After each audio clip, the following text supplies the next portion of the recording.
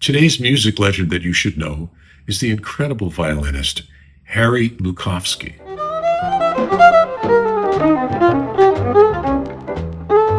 Harry was born in the thriving metropolis of Paducah, Kentucky in 1913, and he soon got out of there and studied classical violin in St. Louis. And in 1933, he joined the St. Louis Symphony.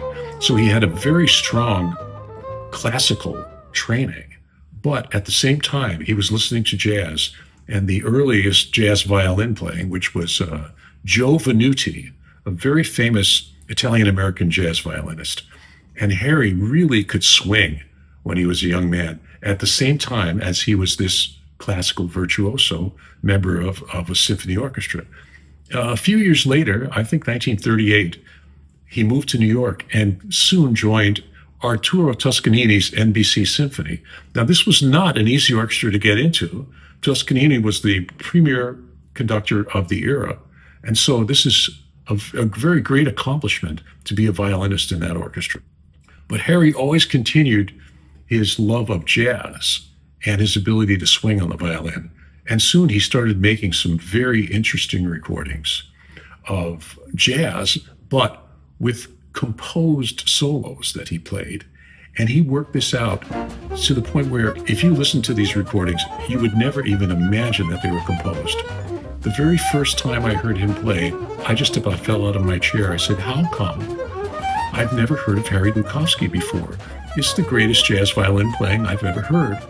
And the answer is that he worked up these projects for recordings, and he played them just amazingly with the greatest jazz musicians in New York, but he never performed them live because he said, what would be the point? I'd just be reading music on stage. It's not really jazz. Well, I'll leave that to you to determine because you have to listen to some of this man's music. One of the first albums he made was in 1954. It was produced by Quincy Jones, and it featured Harry. I think it was a four-tune album. It was called an EP at the time. And Harry was experimenting with overdubbing. There are some violin sections that he played, overdubbing on his violin and also on the viola. It sounds like a horn section of a big band. And also he played these wonderful solos. And I'm not sure who composed those. Maybe Quincy wrote some of them. I'm not sure. And a few years later, he made what is my favorite recordings of his. It's an album called Stringsville.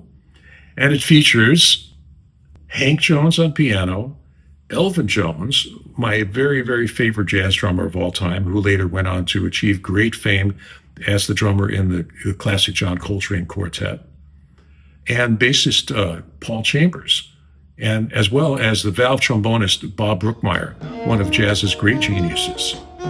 And this album is just full of all sorts of amazing music. His solo on Thelonious Monk's Around Midnight is an unbelievably virtuosic and soulful violin solo. It's incredible. And also at the same time, Harry started experimenting with the tenor violin. Now, tenor violin is just a violin tuned down an octave. So the viola is a fifth lower than the violin, and the tenor violin is an octave lower than the violin. And he plays one of my very favorite tenor solos on Moose the Moosh.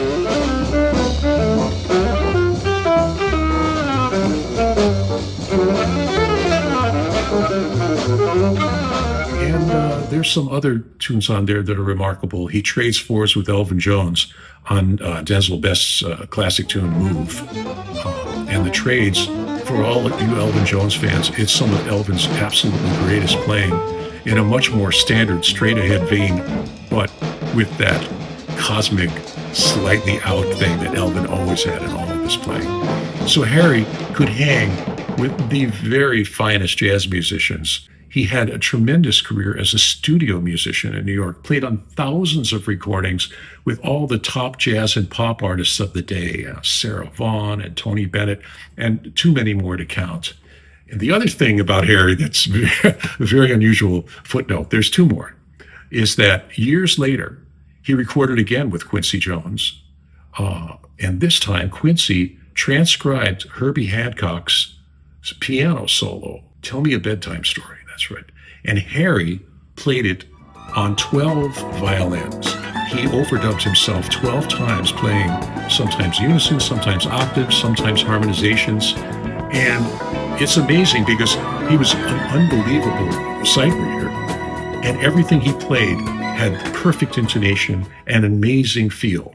So you should definitely check that out. And the second thing I wanted to mention to you is when I was in high school, one of my very favorite tunes that was on the radio, the rock and roll radio, was by an art rock band called the Left Banke, which was spelled Banke, very artsy, you know. And the leader of that band was named Michael Brown. Okay, not a very unusual name. It turns out Michael Brown was really Michael Lookofsky. And they had a hit song, Walk Away, Renee. Just walk away, Renee. You want to see me follow you back home. Like I said, one of my very favorite songs.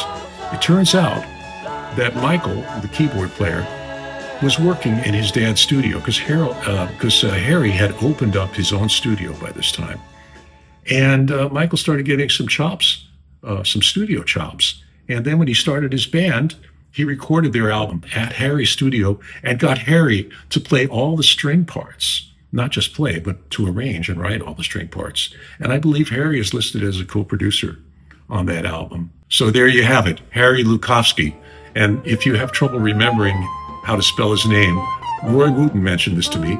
If you think of it as the three words, look of sky, okay? And so I put a bunch of his tracks on the Spotify playlist. There are ample recordings of him that you can listen to on various different streaming platforms. And I suggest that you listen to him and be prepared to have your mind blown by this amazing violinist.